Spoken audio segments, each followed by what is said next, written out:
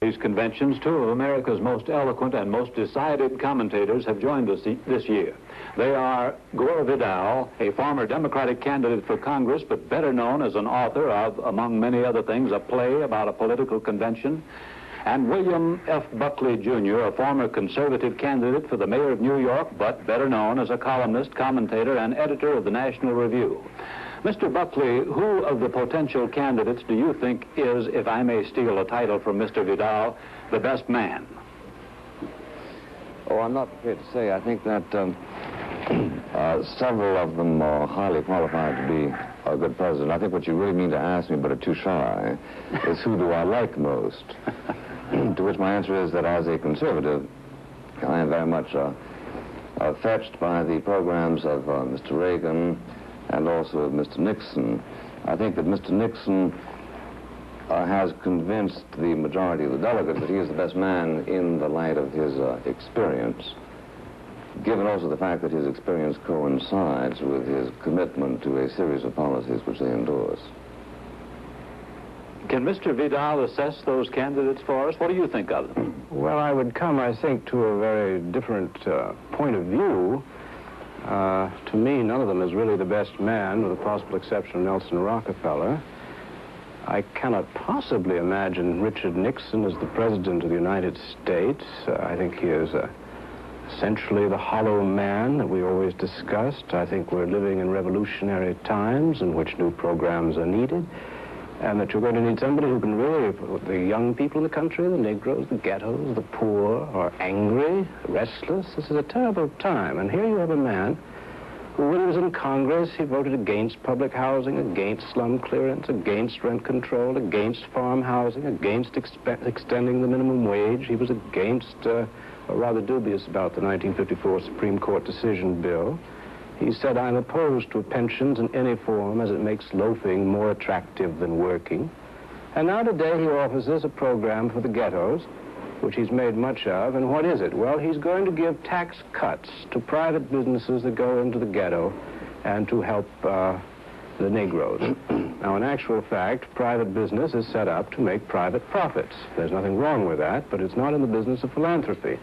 So they'll get their tax cut, and we'll have nothing in the ghettos, probably, but the rising expectation of what is now revolution. So I would say that as far as Mr. Nixon goes, I think he's an impossible choice domestically. May I comment, Mr. Smith? Please do. Yeah. It seems to me that the earlier focus of Mr. Vidal here on human greed, you do remember he said that he found himself wondering whether a party that was devoted to the concept of human greed could have a hope to get a majority of the American people to vote for it. Now, the author of Myra Breckinridge is well acquainted with the imperatives of human greed. Well, I would like to say, Bill, if I may say, Bill, what dominates him? Before you go any further, Mm-hmm. I would like to say that if there were a contest for Mr. Myra Breckinridge, you would unquestionably win it. I based her entire style polemically upon you. Passionate and irrelevant. That's too involute for you to follow. One of these days, perhaps you can explain it. You'll follow it. Yeah. Now, my point is that the number of people who are voting for the Republican Party agree that there are certain ways of doing things which are different from other ways of doing things. For Mr. Vidal to give us the pleasure of his infrequent company by coming back from Europe where he lives in order to disdain the American democratic process and to contemn a particular party as engaged in the pursuit of human greed requires us to understand his rather eccentric definitions. Is it greedy, really, for people to suggest that what matters to poor people is that they have houses rather than who should build them? It was Senator Bobby Kennedy, not Mr. Nixon, who first suggested a tax rebate for businesses engaged in this kind of pursuit. Is it really greedy to want to preserve our freedom? Have the Republicans been greedy by being prepared to support a war which kills American youth and uses up $30–40 billion a year? They may have been wrong, but greedy would strike me as very wrong-headed. Well, by and large, however, it is a party which is based upon the business interests. It represents only 27% of the people of the United States. Somebody once pointed out Republicans are not a party, they're a class. And it's a class of, by and large, small businessmen with very strong views about not weakening the moral fiber of the poor, who now number 30 million people. And by and large, I quoted for you Mr. Nixon's record in the Senate, which was not terribly helpful as far as programs for the poor goes. And they do believe, however, Republicans, in spreading the money around amongst themselves. And they get, through big business, they get far more subsidies than the poor do. And as a matter of fact, we have a situation in the United States where they believe they should have socialism for the rich and free enterprise for the poor. The rich are subsidized, and the poor, alas, I think our military budget is something like $75 billion. And I agree entirely about the horrors of the war with Mr. Buckley. We're bound to agree on something. And only $2 billion is spent for poverty programs, which all the Republicans, to a man in House and Senate, have been opposed to. The thing about the poverty program, and of course the thing about the democratic system, is that there ought to be a party free to discuss that which is wrong in a particular concept. And it is widely acknowledged by a lot of people, many of them Democrats, that the poverty program hasn't worked. It's certainly acknowledged by poor people who are victims of the rather comfortable rhetoric of Mr. Vidal. The principal contributions that have been made to the elimination of poverty in America have been made by millions upon millions upon millions of people who have not sought political favor, who work hard enough to create a surplus, which surplus is distributed in the way that the surplus has been distributed during the past 4 or 5 generations in this country, resulting in the fact that we have the luxury of being able to focus on those who are poor in our midst, as though we can do something about it, which is something that no other country less occupied with human greed has the luxury. The nice thing about the Republican Party is that every 4 years, after denigrating the poor amongst themselves, referring to them as freeloaders, they don't want to work, and I have many quotes here from Ronald Reagan and Richard Nixon on the subject, and making fun of the minority groups with lovely little remarks like what was one of the headings in the National Review when Adam Clayton Powell got nabbed. The headline was, "The jig is up." Well, this sort of kind of pleasantry that you get in the Republican Party, I should say in the right wing all over the United States, and then every 4 years you get this sort of crocodile tears for the poor people because they need their vote. Well, I don't think that they're going to vote for any of your candidates unless by some terrible accident the Democrats get split hopelessly at Chicago, which could well happen, and Eugene McCarthy's people not vote. In which case, I think that Richard Nixon might very well become the next president, and I shall make my occasional trips to Europe longer. Yes, I think a lot of people hope you will. Yes, Bill. As a matter of fact, Mr. Arthur Schlesinger, Jr., who's a member of your party, not mine, reminds you of your promise to renounce your American citizenship unless you get a satisfactory party in November. But that isn't quite what I said, Bill. However, now, Bill, that's not quite what I said. I said it would be the morally correct thing to do if the war did not end. But I can behave as immorally as the Republicans. I can believe that, too. Yeah. Yes, now, Mr. Vidal makes the recurrent mistake of distorting my remarks, my presence. My remarks are not interesting to a national audience, but when we discussed I think that's true. That's true, Bill. Well, I'll try to interest them. Yes. When we discussed the jig is up with Adam Clayton Powell, Jr., the point precisely of that editorial was that Mr. Powell's invocation of the fact that he was a Negro, in order to immunize him from anything, to immunize him from committing libel, to immunize him from stealing the money that his wife didn't earn, to immunize him from a complete contempt of the proscribed procedure of the House of Representatives, was not a satisfactory argument that was represented. Now, it is quite true that Reagan is capable of talking about freeloaders, so am I, because there are freeloaders. It is one thing to say that a society ought to concern itself with the plight of its poor. I think the Republican Party is saying that, but it is quite wrong for any party to fall into such demagogic length as to suggest that everybody who is poor simply because he cannot find work. Well, that is often, however, a Republican line, and Reagan, in cutting back the welfare with the Office of Economic Opportunity, he rejected something very proudly, something like 12 programs. Now, these were programs not only to help the poor, but to help them find jobs. Meanwhile, with several denunciations, which we would like I'll quote you, on freeloaders, on welfare, and how it encourages immorality and divorce. I assume he was on unemployment insurance when he divorced Jane Wyman. And I suppose it is a wicked thing that people don't have money, but in actual fact in California, those who are on those rolls who can work but don't work, they estimate to be about 5%. So about 95% might have been helped by the Office of Economic Opportunity. And he rejected. Very proudly, he has the #1 record of any governor in the United States for that. Though you did mention at the time in one of your columns that Pat Brown also rejected several of their programs. You were wrong. Yes. Indeed, Pat Brown never rejected one. Well, you're saying that I was wrong doesn't necessarily make it so, but Mr. Vidal's, Mr. Vidal's problem is, I suppose, best exemplified by the fact that the American people in whose behalf he speaks, with occasional eloquence, seem to be able to get along very well without him. It was Mr. Reagan who, notwithstanding the fact that, like the Republican Party, he ran on a platform advocating human greed, won the Democratic contest by 1 million votes, all of them Democratic votes, since it was required to have 1 million votes. But I think the figures. Now, this being the case, it seems to me that they either are transcending your analysis, or else they're so dumb. But Bill, they don't benefit from your if I may say so, the electoral process often makes great errors. I think you would agree, according to you, it's made nothing but errors since 1932, with a sort of 8-year interregnum of a man that you didn't much admire. In fact, you criticized Richard Nixon for his unctuous love and attention of the great general. I think unctuous was a rather good word. Yes, but I can account for those errors. I can account for those areas other than by using these neurotic terms that you are so fetched by. I say the Republican Party is here to do a responsible job.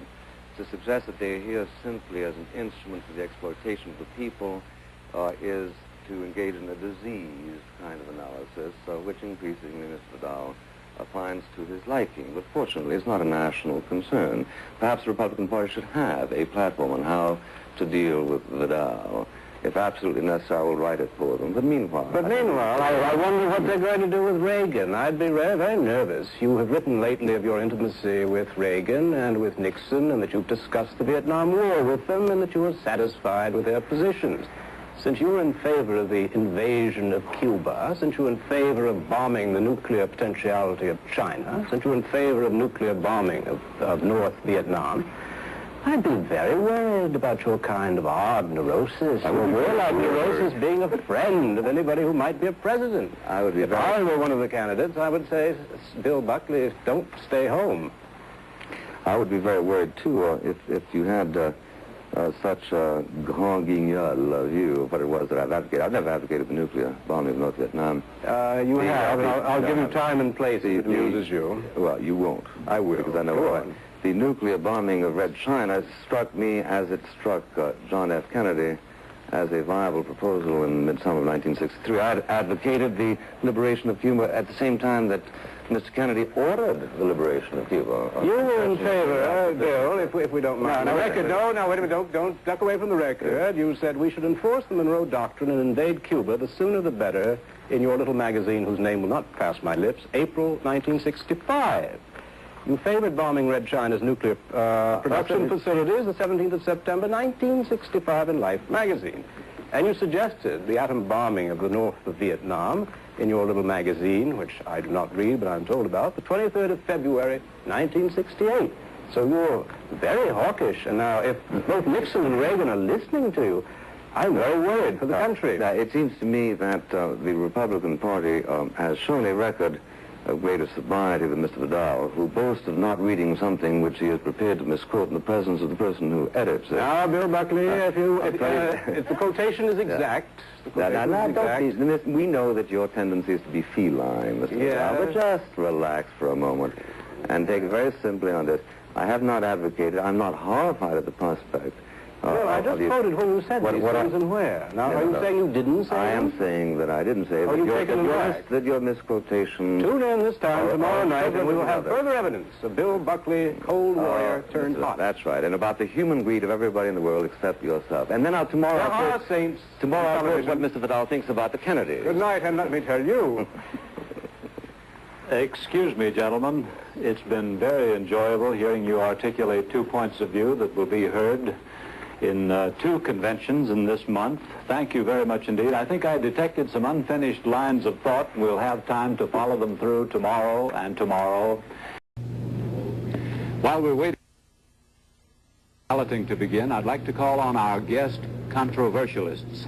That's a word invented by the BBC in London, and a very good one. I beg them to look beyond the nomination and to suggest, when this convention is over and the campaign begins, what issues can the Republicans use effectively to win? For example, I'm thinking of the polls today which show that Vietnam is still far and away America's biggest worry. If Mr. Nixon wins the nomination, is he not about as hawkish as President Johnson? Can the Republicans use that issue effectively? Let me introduce the guests. Mr. William Buckley, the editor of the National Review, who ran for mayor of New York and said that if he won, his first official act would be to demand a recount. And Gore Vidal, the author, who ran as a Democrat for Congress and got more votes in his district than any Democrat has got since 1910, but lost. First, Mr. Vidal. Well, it's a difficult... I think any political campaign depends pretty much upon who is the candidate.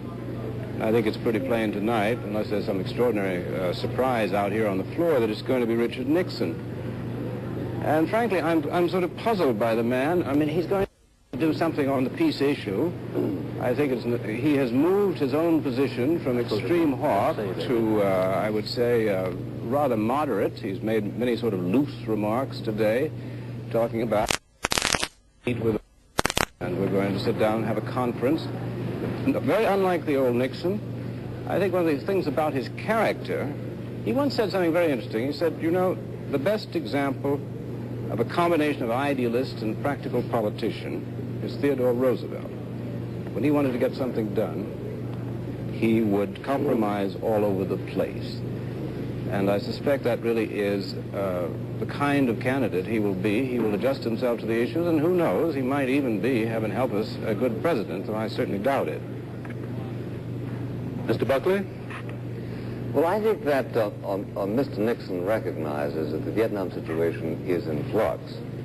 The reason why it is in flux, it seems to me, is suggested by Mr. Nixon's analysis during the past couple of years, namely this, that the President of the United States has not, as a result of a division within his own party, succeeded in coming out with a truly intelligible explanation of what it is that we're doing there and what it is that we ought to do in order to get out of there. Under the circumstances, I myself predict that the Vietnam issue is not going to be a great issue during the campaign, that it will largely be a period comparable to that during the summer of 1952, the Korean period, during which discernible differences between Mr. Eisenhower and Mr. Stevenson weren't really what mobilized the electorate, rather a feeling that one person as distinguished from the other would be able to approach the problem with a fresh perspective and a sense of national energy which the incumbent couldn't dispose of. What other issues are there? What issue do you think can be used effectively? Well, I think two primarily. Number one, law and order. I wish there was a way of saying law and order that didn't make critics say, oh, you're talking about the racial question. I would like to know how to say law and order by other means, but still mean law and order. It is a deeply significant issue. And one of the problems that we face, and that Nixon's going to face, is this. What do we do about the growth of really mutinous members of the American community? People who say, look, I don't care what the community says, I don't care what the majority says. As far as I'm concerned, I'm going to follow my exquisite conscience and do precisely what I desire to do. Now, these people have got to be faced not only politically, but philosophically. And this is something which, in my judgment, Mr. Nixon has got to elevate into the status of a genuine national debate. Mr. Vidal, what's your comment on that? Well, I think this is, of course, an area in which, though Nixon's own conscience may be indeed exquisite, I don't think he himself is going to be much use. There was an interesting story in the papers tonight. Somebody went into a Southern caucus with a tape recorder, unbeknownst to the caucus and unbeknownst to Nixon. And Nixon said to the Southern Caucus, of course, I am against open housing. And I want you to know this. It was a bad decision, I know, but I had to come out for it openly. Otherwise, there would be a fight at the convention. But I want you to understand that. Well, now, open housing, first of all, this is, again, Richard Nixon adjusting to the political realities. And perhaps it would be cruel to say, well, he shouldn't do it. After all, he is a politician. But I don't think that he has any plan at all other than just trying to keep it as cool as possible, because he doesn't come from a party which has, as far as I can think of, any ideas at all. His own plans for the ghettos are, I think, one computer to tell people where to find jobs. As for the mutiny in the land, which Mr. Buckley refers to, of course there's mutiny in the land. When you have 16 million people in poverty and 16 million people in abject poverty, and these are actual statistics, and when something like only $10 to $11 billion is needed to end it all according to health, education, welfare, I suspect that you're going to need some sort of a program.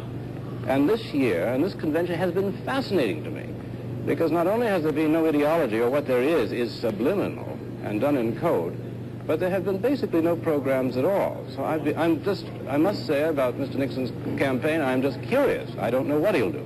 Well, in the first place, assuming that Mr. Vidal can create statistics by simply promulgating them, the answer is that there isn't such a correlation as he suggests. If there are 16 million people today below the poverty level, so were there 4 years ago, and so were there 8 years ago, and so were there during all of those years when we have had a beneficent democratic administration. The point of the fact is that most of the people who are leading the way to mutiny are not the poor. They are the William Sloane Coffins and the Dr. Benjamin Sparks, and it's these people that I think we need to concern ourselves about if we are concerned for the future of the democratic experiment. Now, I have no doubt that an effort is going to be made, as Mr. Vidal just finished making it, to assume that there is a dark anti-Negro prejudice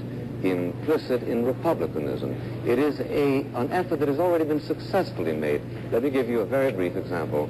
Last night, Mr. Vidal said only 2% of the people who are here in Miami Beach as delegates are Negroes. This is a considerable affront, considering that they represent 11% of the American population. I did a little probing into the statistics, and I find out that the percentage of Negroes who registered with Mr. Gallup their preference for the Republican Party is 2.4%, so that they are, roughly speaking, adequately represented here on a one-man, one-vote basis, whereas the Democratic Party, you have 15% of the people who are registered as Democrats are representing the Negro population, and yet they have only a 5% representation. Now, just as I think it's wrong for a Republican to say that the Democrats are, by these tokens, anti-Negro, so I think it is wrong for Democrats to reason oppositely from undernourished statistics. The statistics are well-nourished, Bill, and the 2% reflects the fact that the Negroes feel there's nothing much to be got for them in the Republican Party, nor is there. Well, and incidentally, while we're on statistics, to finish once and for all, Ronald Reagan, I did some checking last night when you contradicted me that whether Mr. Reagan campaigned for Helen Hagen Douglas. Indeed, he did. Made several radio speeches. You said that... indeed, he did not. Indeed, he did. And also, when he campaigned for Rousseau, the only issue in that campaign, he was a Republican, was that he'd been a member of the John Birch Society. And the other two, contrary to what you said, were not Democratic candidates that he campaigned for, but they were Republican. Just to get the record straight. It was... Well, you have not... excuse me, you have not illuminated the record, you have confounded it. I have, absolutely. Now, you must not react to facts. I always react to facts. These are facts, however. Mr. Reagan's position on the John Birch Society is crystalline. It's always been clear. It's crystalline. He has always deplored it. The sharpest critic of Mr. Reagan in Sacramento is the single member of the John Birch Society. Yes, I read Senator Schmidt. No, yes, you read it, but you wouldn't have brought it up. But let's not go into that digression. He did, however, support let's simply ask a Birch this. Society candidate. Well, why? And he knew Why? he was one, and Well, this is a it man... sounds 4 as though years later Mr. than Nixon's Democrat. going to be maybe the candidate, and Reagan is unlikely. I know, at but this I moment. like Ronald Reagan. I like talking about Ronald Reagan. I mean, Well- after all, we'll be nothing but Nixon from now on. Right.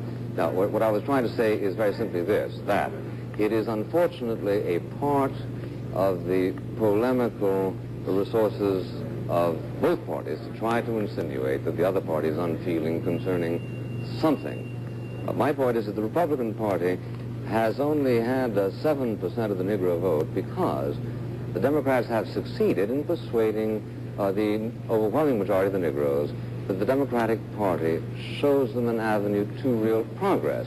But we've had Democratic administrations, not only in the states but federally, and the failure of them, in fact, to chart a course of true progress may, in fact, for the first time, have the effect of reawakening an interest in the majority of the Negro community to alternative ways of progress.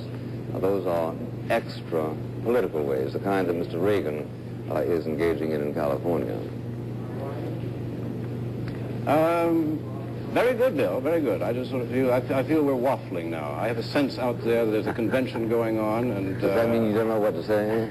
No, I know what to say. I just finished saying it. That Richard Nixon has come out against open housing, and he's explained to the Southern Caucus that he said one thing to the public lots of and people- another lots- thing yeah. to... Lots of people come out against open housing. The Democratic mayor of Milwaukee Now, don't bring up... fought against open housing But what- for but what years is- because wait, he wait, thinks it's wrong, you see, Yes, because he thinks it's and- unconstitutional. Yes, and my Aunt Fanita's against it, too. But we're talking about Richard Nixon, who was running for president. I know, but you only bring it up because... Because you he's running assume- for president, we're talking about Richard Nixon. Because you assume that one can draw certain inferences from it. I'll of say a you kind that can. suggests that Mr. Nixon is delinquent in a morally sensitive area. I would say that Mr. Nixon has proven himself to be all things to all men, if I may quote St. Paul to you, and he continues to do so. And I am disturbed. Why Quite did he- serious. I'm why did he disturbed lose quite elections? seriously. If he proved that, why did he lose an election? If he proved that he was all things to all men? Come on, why? Because it Because doesn't. he Because didn't. it doesn't always work, and you can't fool all the people all the time, except, then he perhaps, didn't prove. except perhaps on television. Then he wasn't all things to all men. I think you're sweating. Here, take this. We have a report that Nixon has denied that he made that statement about open housing. I give it to you for what it's worth. Yeah, I'm sure he didn't make it. I'm sure he didn't make it. And I'm sure he did make it. So. No, I'm sure he didn't make it at all. But I think one has to remember that it is one thing to simply formulate a position which is pleasing to any minority group, whether it's Catholics about prayer in the schools, or Jews about Israel, or Negroes about whatever, and simply to promulgate as the Vidal Civil Rights Bill of 1968, and then proceed to accuse everybody who voted against it as being anti-Semitic, anti-Negro, anti-Catholic. I must say- it's an old labor device, unfortunately not totally successful. I must say this is one of the strangest countries on earth that nobody's record ever matters at all. I must say I think the public's memory is about 4 weeks at best, and I say this sadly on all issues. I've tried in the course I'm of afraid I'll have to interrupt you, but I ask you to meditate on the best choice for a vice president tomorrow, because that's what we're going to be talking about. I thank you now, and we'll be back with more on Miami Day 3, the nomination.